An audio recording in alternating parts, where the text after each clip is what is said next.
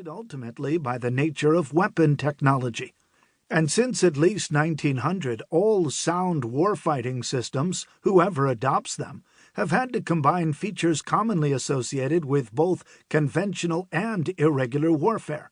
The very categories themselves are artificial heuristics that appear in their pure form only as rare extrema on a continuous spectrum in which almost all real actors occupy points somewhere in the middle. This does not mean the resulting differences of degree are unimportant. In fact, they have major policy implications. But the range of typical variance is narrower. The differences that matter are subtler.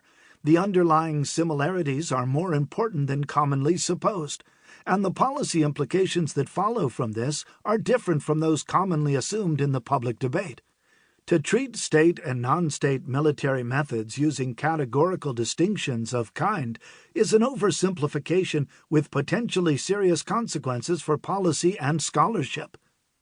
This book is intended to explore these military methods in detail, to describe more carefully the differences of degree that distinguish the real battlefield behavior of state and non-state militaries, and to explain the variations one observes when doing so. The explanation I propose focuses on differences in the internal political makeup of different non-state actors, especially their varying internal institutions and perceived stakes in the wars they fight, as central causes of their observed behavior.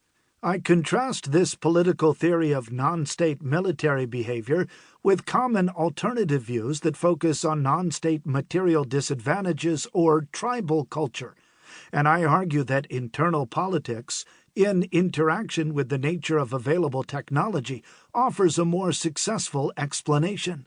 I base this argument on a combination of deductive causal theory construction and a series of historical case studies of non-state actors selected to enable the greatest possible theoretical leverage for distinguishing the competing accounts. These case studies use a variety of evidence types, but make particularly extensive use of field research involving a total of 137 interviews with combatants and officials who either fought as members of a non-state military or were in a position to observe directly the behavior of non-state combatant foes.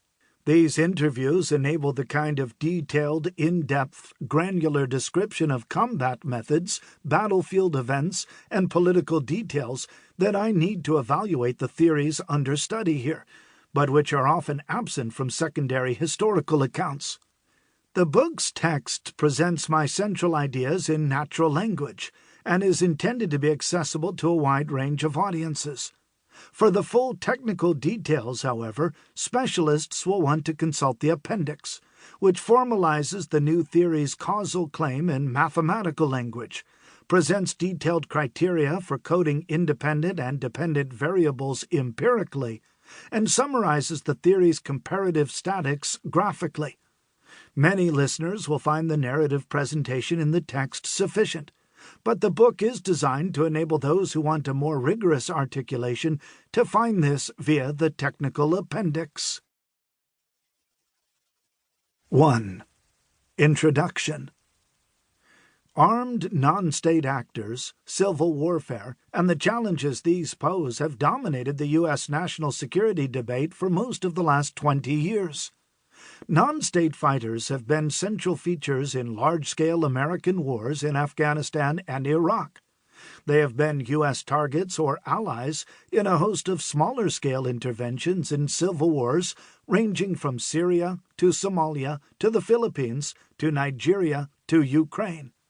The perceived requirements of fighting non-state enemies have inspired major modernization programs for counterinsurgency and multiple revisions of U.S. military doctrine and training.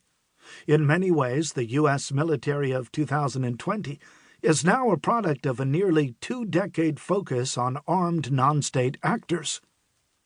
Whether this focus should continue has become one of the most important ongoing debates in U.S. defense policy.